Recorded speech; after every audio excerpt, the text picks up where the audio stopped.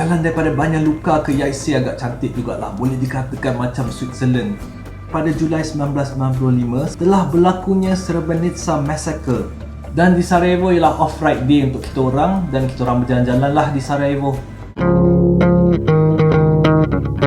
Assalamualaikum, welcome to my channel Meng Mahawangsa. Video hari ini ialah episod kedua BMW Motorrad Euro Balkan Tour, di mana kita orang telah explore lagi di dalam negara Bosnia. Kita orang telah pergi ke Srebrenica dan juga Sarajevo. Sebelum tu, kepada mereka yang belum subscribe, jangan lupa tekan butang subscribe sekarang. Dan juga jangan lupa komen, share dan like. Episod sebelum ni ialah apabila aku telah join geng BMW Motorrad yang telah buat Euro Balkan Tour. Aku telah berjumpa dengan diorang di Zagreb, Croatia, dan kita orang sama-sama masuk ke dalam negara Bosnia dan beraya di kampung Bosnia.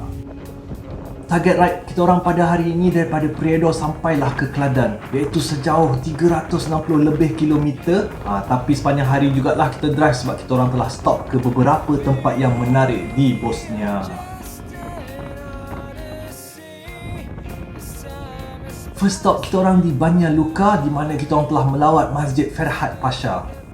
Masjid Ferhat Pasha ialah 16 masjid binaan Kerajaan Uthmaniyah yang telah dihancur di Banyak Luka semasa Perang Bosnia. Masjid ini dibina semula dan dibuka semula pada tahun 2016. Sebenarnya, negara Bosnia-Herzegovina ni terbahagi kepada dua entiti, iaitu Republic of Srpska dan juga Federation of Bosnia-Herzegovina. Ini terhasil daripada perjanjian Dayton Accord sebagai penamat perang Bosnia. Secara keseluruhannya, di negara Bosnia-Herzegovina terdapat sebanyak 51% Bosniak Muslim, 31% Serb Ortodoks, 15% Kroat Katolik dan selebihnya lain-lain. Tetapi kawasan entiti orang Serb sebanyak 50% daripada kawasan negara Bosnia. Banyak Luka ialah bandar kedua terbesar di Bosnia-Herzegovina dan merupakan kapital dan bandar terbesar di entiti Republic of Srpska. Selepas itu pula, destinasi kita orang ke Tasik Privitsko di Yaitse untuk lunch break. Jalan daripada Banyak Luka ke Yaitse agak cantik jugalah, boleh dikatakan macam Switzerland.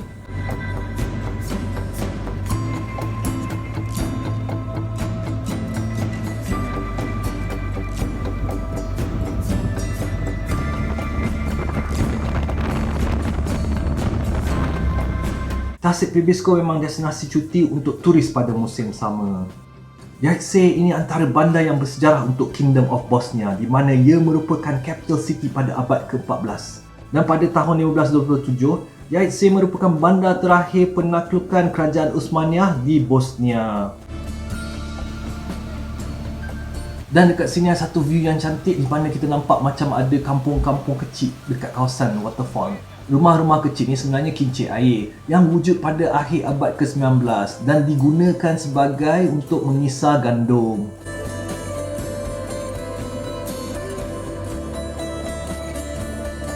Dan selepas tu kita orang singgah ke Travnik pula, di mana adanya Masjid Malaysia yang telah dirasmikan oleh Tun Mahathir Mohamad. Semasa Perang Bosnia, Tun Mahathir lah yang telah mengarahkan Malaysian Battalion untuk melibatkan diri dengan United Nations sebagai peacemaker, kerana sebelum tu berlakunya ketidakadilan terhadap kaum Muslim Bosniak. Selepas selesai je minum kopi di Plava Voda Travnik, kita orang telah menuju ke Kladan pula.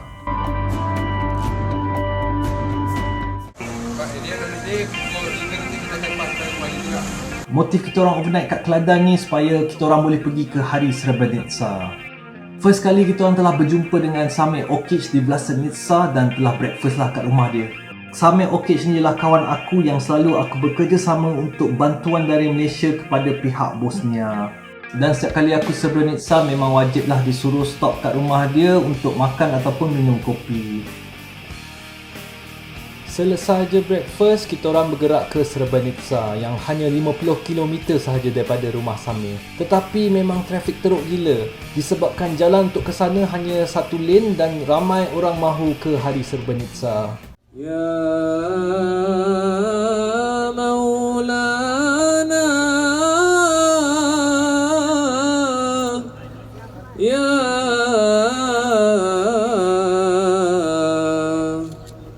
Julai 1995 semasa Perang Bosnia telah berlakunya Srebrenica Massacre yang dilakukan oleh tentera Serb yang niat mereka untuk ethnic cleansing kaum Bosniak Muslim. Seramai 8,372 Bosniak telah dibunuh atau hilang ketika massacre ini. Kawasan-kawasan kubur untuk mangsa-mangsa ini pun hanya dijumpai secara tak sengaja sebab pihak Serb tidak mahu mengaku kejadian ini telah berlaku. 1972. Pada setiap tahun pada 11 Julai mereka akan tanam tulang-tulang yang dijumpai selepas berlakunya proses DNA analisis. Masih terdapat 1,000 lebih orang lagi mangsa-mangsa yang tidak dijumpai.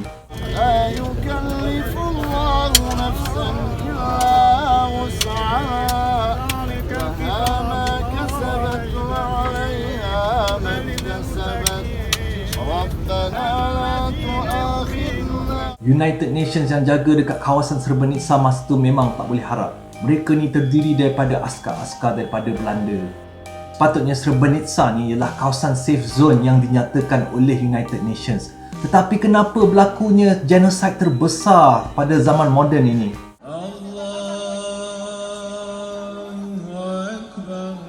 Kami juga telah menjadi wakil kepada sumbangan yang telah diberikan daripada pihak Malaysia kepada mereka yang memerlukan dekat sini. Selepas selesainya hari Srebrenica, kita orang telah bergerak ke Sarajevo. Ride kita orang pada hari ini hanya 200 km. Tetapi disebabkan trafik yang teruk, kita orang telah pun sampai ke Sarajevo pada waktu malam. Dan di Sarajevo ialah off-ride day untuk kita orang dan kita orang berjalan-jalanlah di Sarajevo.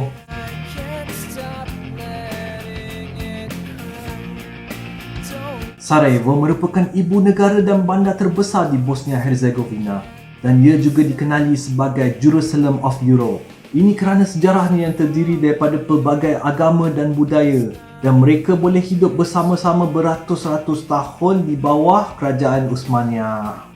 Pada abad ke-15, Sarajevo merupakan di antara bandar kubu kerajaan Uthmaniyah dan semasa inilah orang Bosnia telah memeluk agama Islam. Sebelum Islam, mereka mempunyai agama tersendiri iaitu Bosnian Christian.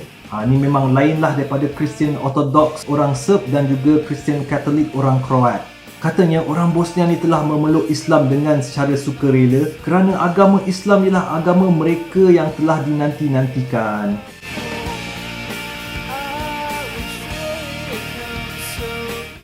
Alright guys, itu sahaja sebahagian pengalaman aku bersama BMW Motorrad Euro Balkan Tour di Bosnia. Episod seterusnya kita orang telah ride ke Mostar pula dan juga kita orang telah pergi ke Dubrovnik di Croatia dan Kotor di Montenegro. Sebelum tu, kepada mereka yang belum subscribe, jangan lupa tekan butang subscribe sekarang. Dan juga jangan lupa komen, share dan like. Alright guys, thank you for watching. See you on my next video.